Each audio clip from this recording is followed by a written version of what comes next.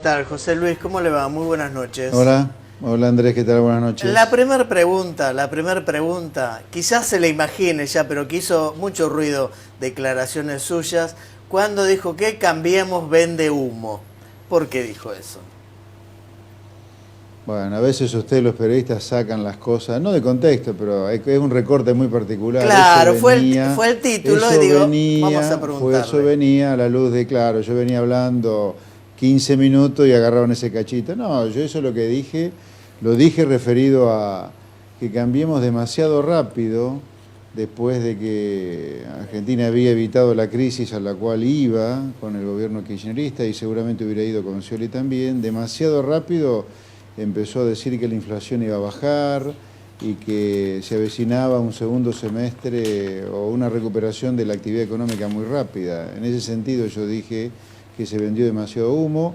Yo hubiera hecho una cosa completamente diferente en cuanto a la estrategia comunicacional, en lugar de empezar a hablar tan rápido de una baja de la inflación, allá apenas había devaluado incluso, de una recuperación tan rápida de la actividad, hubiera hecho mucho más bombo con el hecho de que Argentina había evitado una crisis y que se heredaba una situación extremadamente complicada como la que estamos viviendo, y no prometer nada. Yo hubiera sido mucho más prudente en las promesas y mucho más realistas en cuanto a que se estaba heredando una situación extremadamente complicada que iba a traer, como va a ocurrir, una inflación que este año va a estar cerca de 40 o arriba de 40, bien medida, diciembre de 2016 contra diciembre de 2015, una actividad económica que caerá 1,5-2% en el año, y bueno, veremos qué pasa en este segundo semestre, porque los datos que yo le di recién, de 40% de inflación, altísimo, y caída de 1,5-2%, es todo en el año, pero el año, en la expectativa del gobierno,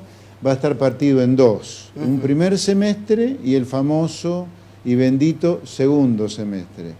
Para el gobierno, en el segundo semestre, todo va a cambiar de manera significativamente para bien, en cuanto a una baja drástica de la inflación y que la economía va a empezar a repuntar. Yo en ese sentido, ya lo he dicho, le diría, sin duda que la inflación va a ser más baja en el segundo semestre. En el primer semestre, sacando abril, que fue 6,5%, la inflación promedio fue de 4%. Claramente la inflación del segundo semestre va a estar abajo de 4, no sé cuánto abajo de 4, pero va a estar abajo de 4. Y la actividad económica, mire, durante el primer semestre, comparado contra el último del año pasado, la actividad económica cayó arriba de 3%. Claro. Así que yo estaría contento si en el segundo semestre, medido diciembre contra junio o cuarto trimestre contra segundo, dejara de caer. Por eso en esa misma frase usted continuaba diciendo y prometió el paraíso en el segundo semestre, que es lo que usted está desbaratando ahora, ¿no?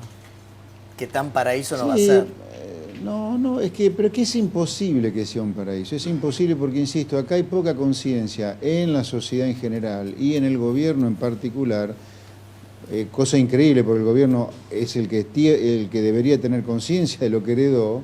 Si no la tienen o la niegan, no sé qué es lo que pasa, de que es imposible que uno encuentre el paraíso a los 6 meses de haber evitado una crisis que hubiera tenido una magnitud muy grande. Cuidado, la magnitud de la crisis que se avecinaba o que estuvo dando vuelta a fin del año pasado hubiera sido una crisis muy parecida a alguna de las que ya tuvimos en el pasado, como un Rodrigazo, como Martínez Dios, etcétera. Así que yo lo que digo es, mire, gobierno, por un lado, sean serios, no prometan que todo mejora tan rápidamente cuando no es así, todo es mucho más peleado y más duro de lo que es. Y por otro lado, estratégicamente tampoco les conviene andar prometiendo tanto, porque aunque se diera, después de todo le van a decir, bueno, se cumplió lo que dijeron. Sería mejor dar una buena noticia que sea una sorpresa y no que a lo mejor no se cumple lo bueno que prometieron. Claro. ¿No? José Luis, ¿qué tal? ¿Cómo le va? Soy Emiliano Jiménez, buenas noches.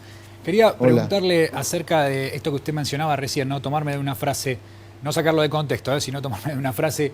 Usted dijo recién, el gobierno evitó una crisis que hubiese sido de un tamaño incalculable. Ahora digo, ¿cómo lo hizo? Porque si hablamos en términos fiscales, el gobierno está casi igual o más alto en términos de déficit de lo que puede llegar de lo que fue 2015.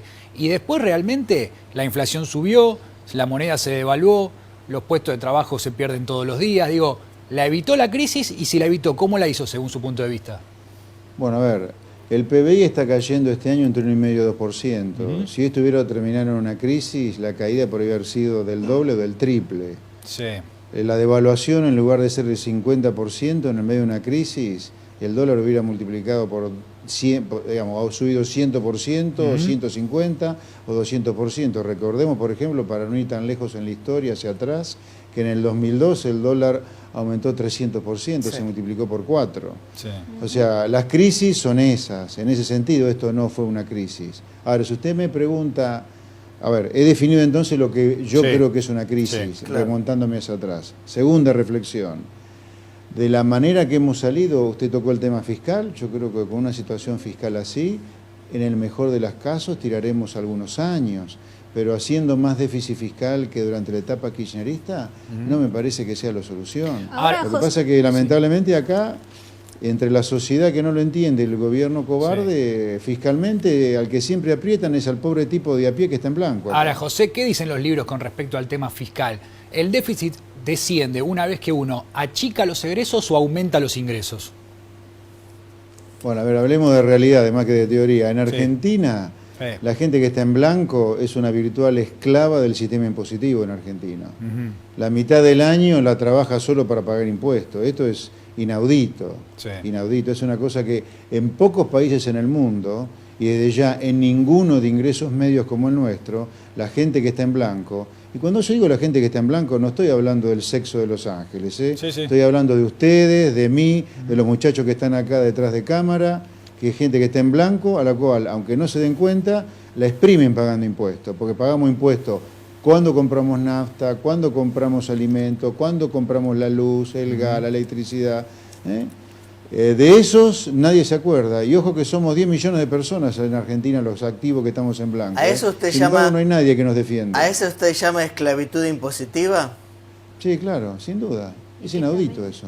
Ahora, Más allá de en qué se gasta, esa es otra discusión, ¿no?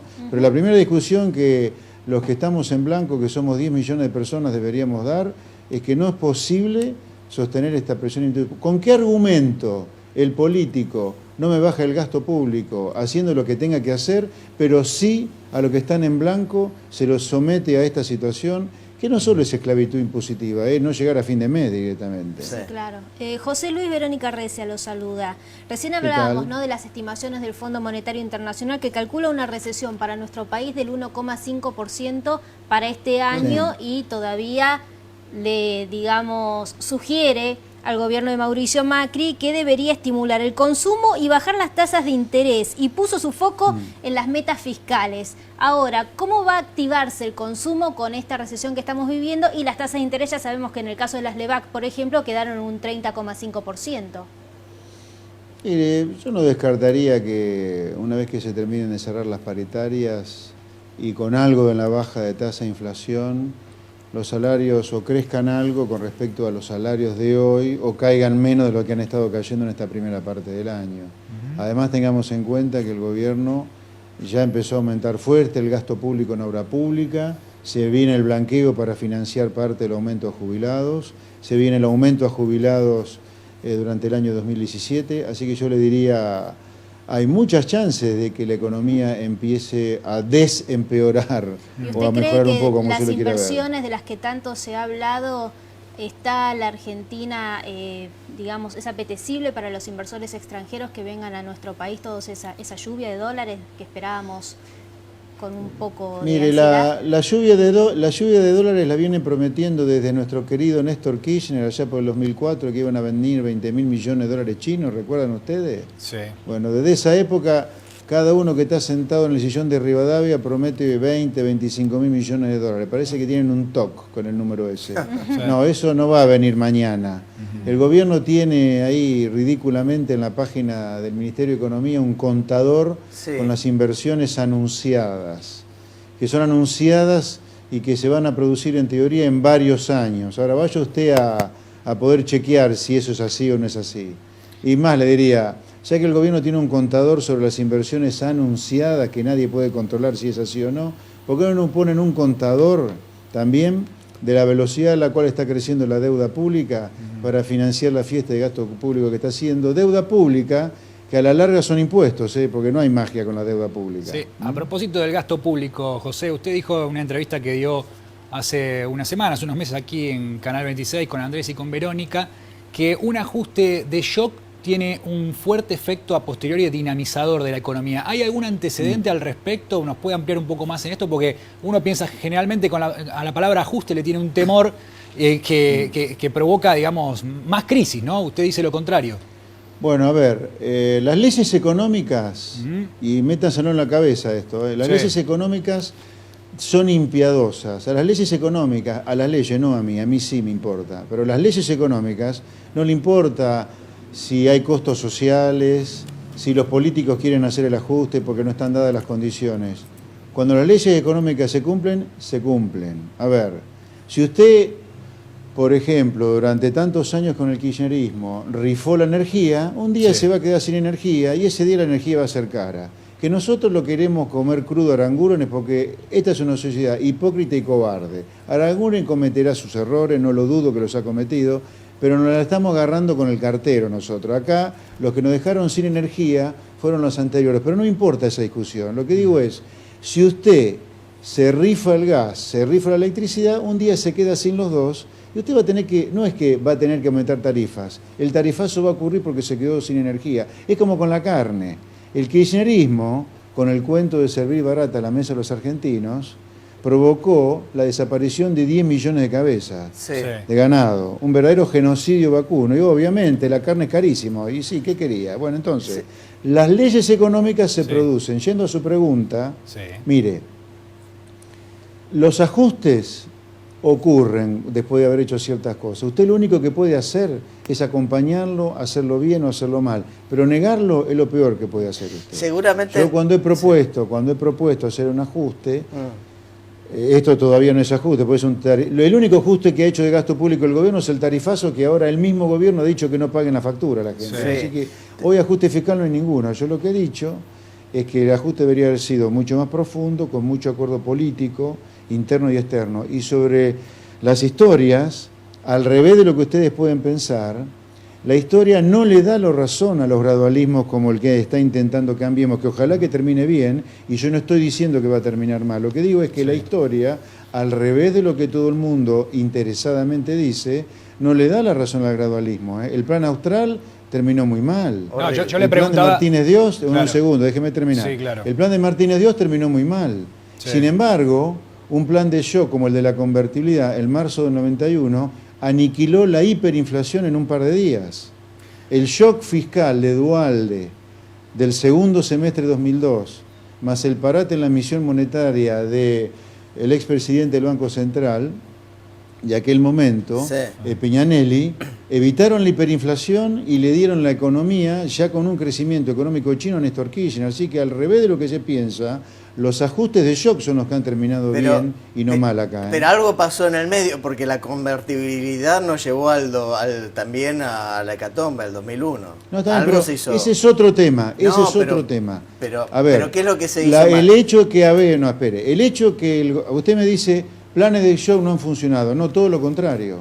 Han funcionado y mucho mejor que los planes graduales que han terminado todos mal. Ahora, la convertibilidad termina mal por la misma razón por la cual a fin del año pasado Argentina estuvo a punto de tener una crisis. ¿Cuál es el motivo?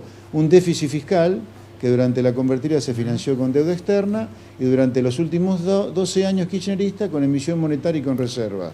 Pero el parate en la inflación que hizo el plan de convertibilidad en marzo del 91 mató la hiperinflación o la alta inflación que había en ese momento en días nada más. No, eso ahora, está bien, pero si lo recortamos ahí es como que nos olvidamos el resto, ¿no? ¿Dónde terminamos? A ver, usted me preguntó, ¿un plan de shock funciona bien? Yo le di 2 ejemplos que funcionan bien. Entonces, seamos justos, si vamos a hablar mal de lo mal que terminó la convertibilidad, hablemos muy mal del plan de la última década que inicialmente provocó crecimiento económico chino y al final terminamos con un cepo cambiario que si queríamos comprar $1 nos metían preso. Ahora, los dos planes terminaron mal. Los dos planes terminaron mal como consecuencia de lo mal que se hacen las cosas después que la clase política pierde el susto. Ahora, ¿nos podría explicar a los que no somos economistas si este no ha sido un plan de shock, que coincidimos, ¿no?, según las leyes económicas de las que venimos hablando? Si se hubiese implementado este plan de shock ¿Cuál hubiese sido, José Luis, para que todos podamos entender? Porque ya nos ha parecido realmente un shock todo esto, pero si no, ¿cuál hubiese sido un real plan de shock económico en la Argentina? No, a ver, yo se lo voy a contar ahora eso, pero como estamos en la prehistoria económica, en materia conceptual acá, me interesaría desgranar un par de conceptos. No, en serio, estamos razonando con los pies, no con la cabeza económicamente acá. Por ejemplo, hoy yo leía esta nueva versión que viene de la compra puerta a puerta, y parecemos que estamos en la Rusia stalinista. Te dicen la cantidad de kilos que puede tener el paquete, la cantidad de dólares que puede gastar, cuántas veces al año. ¿Cómo puede ser que no tengamos la libertad de comprar lo que se nos cante nosotros afuera o acá? Estamos todos locos en Argentina lo que nos pasa. Y en materia económica, yendo al tema de los ajustes, también. Mire, Argentina lo ideal sería que cambiara lo que está haciendo hace 70 años, porque no sé si ustedes se dan cuenta, nosotros cada 10 años estamos discutiendo un ajuste, y si no se hace el ajuste es una crisis. ¿Lo vieron ustedes? Sí, miren, absolutamente. cuenten. Rodrigazo, mediados de los 70, años 75 exactamente. A los 6 años del Rodrigazo, la crisis de Martínez de Oz. A los 8 años de la crisis de Martínez de Oz, una hiperinflación. Sí. A los 11 años de la hiperinflación en 2001, la crisis 2001. Y 13 años después, o 14, la casi crisis que tuvimos a fin del año pasado. En promedio, cada 10 años discute una crisis Argentina. ¿Por qué? ¿Cómo sería este plan de shock? ¿Por qué? Porque está haciendo algo muy mal. La Argentina tiene que cambiar 180 grados lo que hace. Tiene que tener un Estado pagable, no este Estado que esclaviza a los que estamos en blanco, y que el Estado no esté manejado de ladrones como durante la última década. Usted no puede tener una asociación ilícita gobernando. Y además Argentina tiene que vivir del comercio.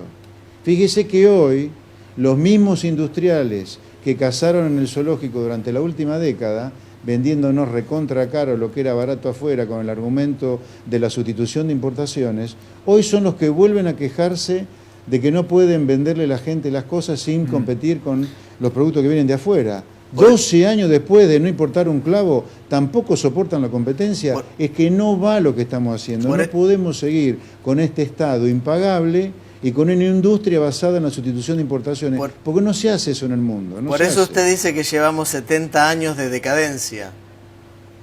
Sí, más que lo digo yo, es simplemente, de nuevo, en esta tarea de docente, es simplemente mirar los números. Hay un ranking mundial de ingreso per cápita que se puede armar con una base de datos muy grande, que es pública, que se llama la base de datos de Agnus Madison, un historiador dedicado un economista dedicado a la historia económica. Es una base de datos enorme, que tiene 130 años de datos, 200 países por año, y uno puede armar año por año el ranking mundial de ingreso per cápita. Ese ranking mundial de ingreso per cápita lo muestra la Argentina en el año 45, 50, en el número 10, y hoy Argentina está arriba del número 50.